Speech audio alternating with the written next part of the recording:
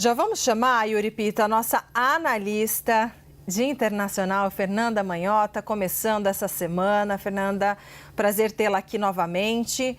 Bom, essa questão da imigração, ela vem da imigração, de segurança, né, de deportar, de mandar para a prisão, etc.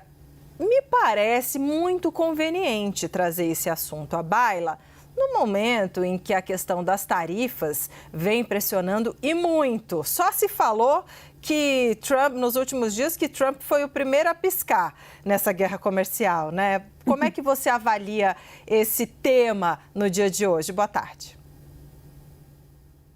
Oi, Débora, Yuri, a todos que nos acompanham em mais um 360. Débora, é exatamente como você disse, né? Quer dizer, veio a calhar que a visita de Bukele ocorresse nesse contexto, porque afinal de contas acaba, de certa maneira, desviando um pouco do debate público de uma área em que Trump tem sido mal avaliado, criticado publicamente, e em torno de um tema em que ele teve que promover um recuo, que foi a questão econômica tarifária.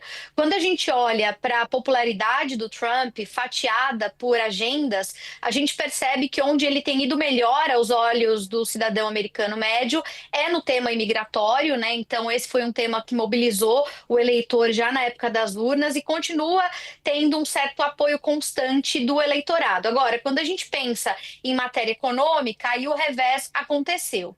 Essa visita do Bukele em particular, ela é importante sob dois pontos de vista, além da cortina de fumaça que cria para desviar o tema econômico da pauta. Em primeiro lugar, Débora, eu diria que é uma sinalização, um gesto do ponto de vista político identitário, né, do ponto de vista do grupo que Trump representa, que é esse grupo mais conservador à direita. Bukele é uma dessas lideranças vistas no mundo como parte dessa, digamos, agenda, né, de direita que se articula. Então, para ele é importante manter viva essa relação que vai para além do bilateral de Estados Unidos com El Salvador, tem a ver com uma pauta comum de um grupo político, né, que se identifica. Então, Trump vai, sempre que se sente também mais vulnerabilizado, recorrer a esses parceiros que são parceiros de agenda.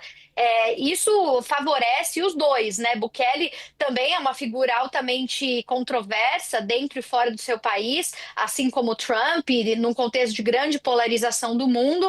Então, a gente não pode dispensar esse fator doméstico da observação desse encontro de hoje. A gente pode até notar ali na semiótica da coisa, né? Os dois muito à vontade, num ambiente muito confortável, a linguagem corporal, assim, de uma certa leveza, diferente de outros encontros recentes de Trump com lideranças do mundo. Além disso, um segundo ponto ainda, Débora, que eu acrescentaria, e talvez esse seja do longo prazo que a gente vai ter que olhar, é em relação particularmente a esses acordos que têm acontecido entre Estados Unidos e El Salvador no que tange à deportação, criação de prisões, né? Eu tenho um amigo acadêmico nos Estados Unidos que outro dia disse que a gente vai passar a ter que estudar no nosso campo aqui de relações internacionais o sistema carcerário transnacional, porque afinal de contas é isso que está acontecendo.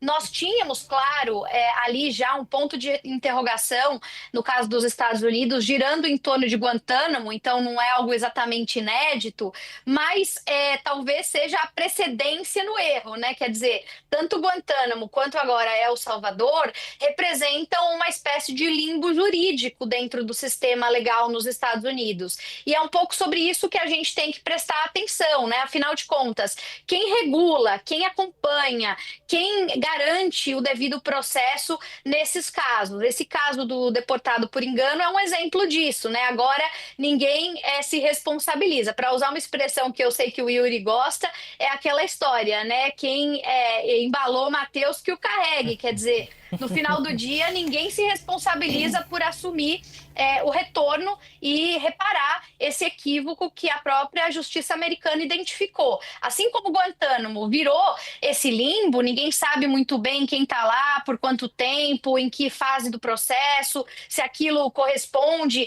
ao que está previsto no sistema jurídico americano ou não, né? E também tampouco se consegue fechar, porque aí você tem problema com recursos, liberação de orçamento. Agora, agora vai se criando uma situação muito parecida, ainda que diferente, né, para ficar nos paradoxos, no caso de El Salvador. Existe uma cooperação internacional bilateral com o envio de recursos americanos enviados a esse país.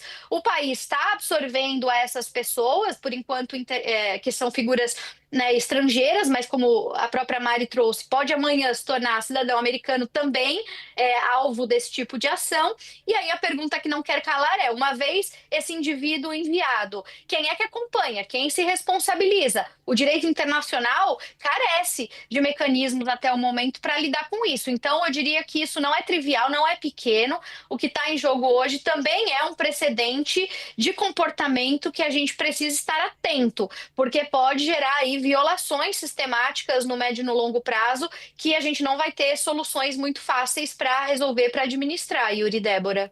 Pois é, e o quanto, né, essas, não só Guantánamo, né, Manhota, quando você estava falando, também me lembrei, claro, uma situação diferente, mas de quanto pesou aos Estados Unidos, a imagem dos Estados Unidos, também a situação de Abu Ghraib ali, durante a ocupação do Iraque, também nesses termos, né, de que mesmo num conflito, quando as condições carcerárias de prisão dos inimigos, que eram naquela época, acabam depois podendo se tornar uma questão de escrutínio da opinião pública, a ver como Trump e Bukele vão lidar com essa situação neste momento e que isso não deixe sequelas, inclusive políticas, para ambos esses líderes. No caso de Bukele, ele conseguiu se reeleger facilmente lá em El Salvador.